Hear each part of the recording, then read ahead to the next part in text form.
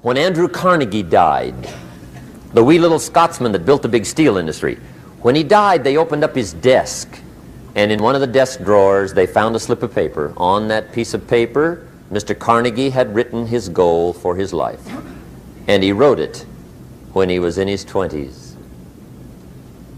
And on that piece of paper, it said, "I'm going to spend the first half of my life accumulating money. I'm going to spend the last half of my life giving it all away." What a goal. He got so inspired by that goal that the first half of his life he accumulated $450 million. And the last half of his life he gave it all away. Good question tonight. What's got you turned on? What's got you bombed out of sight to get up early and stay up late and hit it all day? Next question. What's got you turned off?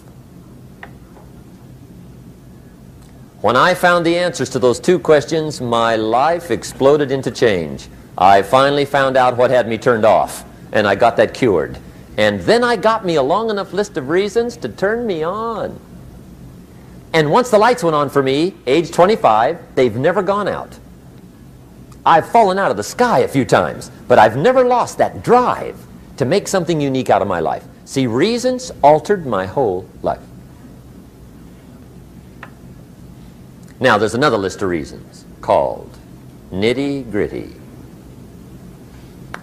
Hard little reasons. Sometimes those little reasons are the most powerful reasons that can change your life. Sometimes it doesn't take much. I now carry several $100s in my money clip. It's only a few $100s, but it was one of those reasons turned my life around.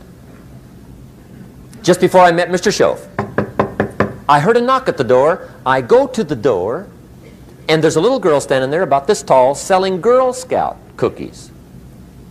And she gave me one of the finest sales presentations I've ever heard. Special deal, several flavors, this whole package of stuff, $2. And with a big smile, she very politely asked me to buy. And I wanted to. Big problem. I'm broke. I don't have $2. And to this day, I can remember the pain and the embarrassment. I'm a father, I'm a husband, I've been to college, I'm working, I'm 25, I don't have $2. And I didn't want to tell her that for some reason. So I did what I thought was next best. I lied to her. I said, "Hey, look, I've already bought lots of Girl Scout cookies. I've still got plenty stacked in the house," which was not true. But it seemed to get me off the hook for the moment. She said, "Well, gosh, that's wonderful. Thank you very much." And she went away. When she left, I closed the door, and that was the day I said to myself, I don't want to live like this anymore. I've had it with lying, and I've had it with being broke. I'm never going to let this happen to me ever again. I promised that day I would work as hard as possible and would always carry plenty. It took me a little while, but now I do. It was one of those reasons. And I guess I carry plenty for two reasons. One is the way it makes me feel, but also in case I bump into another Girl Scout selling cookies. Right? I'm ready.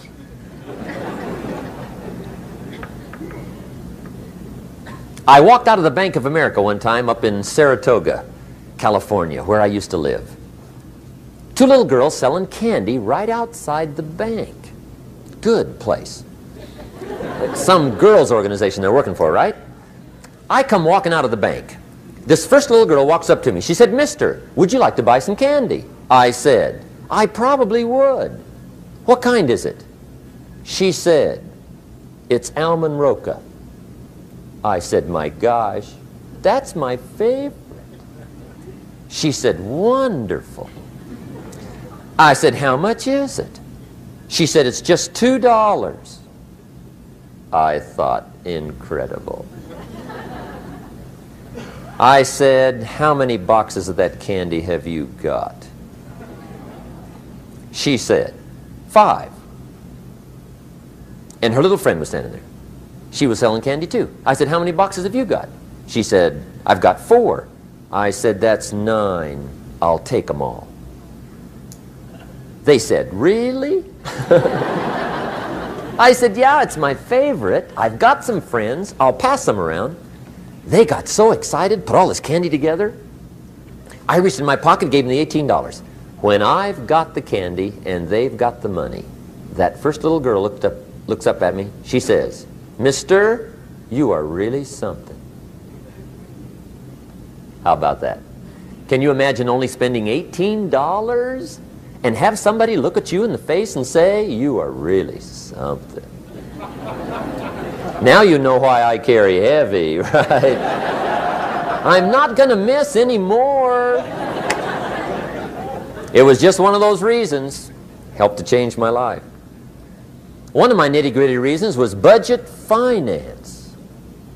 Budget finance used to grind my soul. Way back in those early days, I had fallen for one of those consolidation loans, where you take all your little hard-to-pay bills, put them into one big impossible-to-pay bill, right?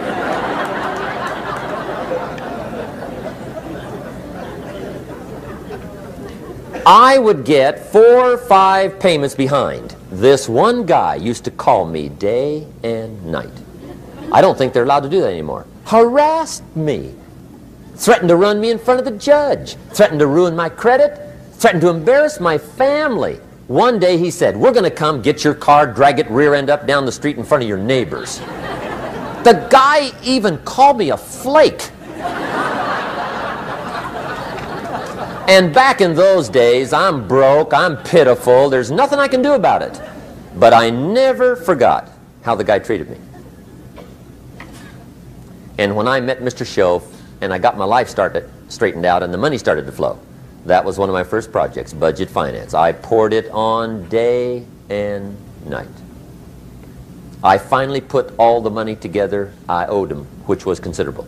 I picked a day for the payoff. And when the payoff day came, I put the money in small bills in a big briefcase. And I walked into the budget finance office on Wilshire Boulevard in Los Angeles. The guy who harassed me so often, his desk was about 3 back. I walked right up to his desk, startled him. He wondered what I was doing there. It was the first time I'd been there since I'd borrowed the money, right?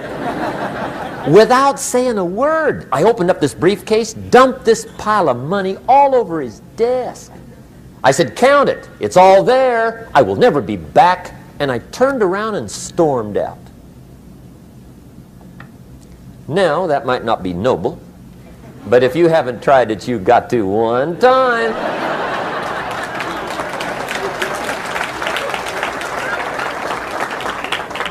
It can be the day that turns your life around. All you need is a reason that turns you on.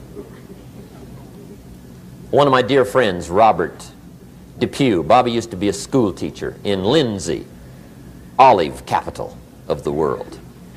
Bobby taught school several years, got a little weary teaching school. One day decided he wanted to get into sales. So without telling anybody, he just up and quit his job teaching school and jumped into sales. When he did, his brother made fun of him, laughed at him, put him down, said Robert's lost his mind. Had a good job teaching school, now he thinks he's a salesman. He's going to go down the drain, lose everything. Just put him down something fierce. Bobby said, the way my brother acted when I got into sales, he said that made me so mad, I decided to get rich. And my question for you tonight is it possible to get that mad? Of course. Wealth is not a matter of intelligence. It's a matter of inspiration. Today, Robert happens to be one of my millionaire friends. Bobby's rich.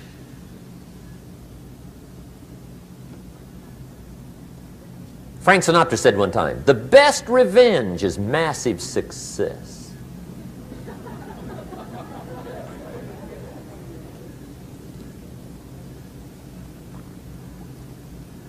Hey, get you a long enough list of reasons so that after tonight you never lack for inspiration. You might not have all the answers right away, but you can get the answers if you can get the reasons.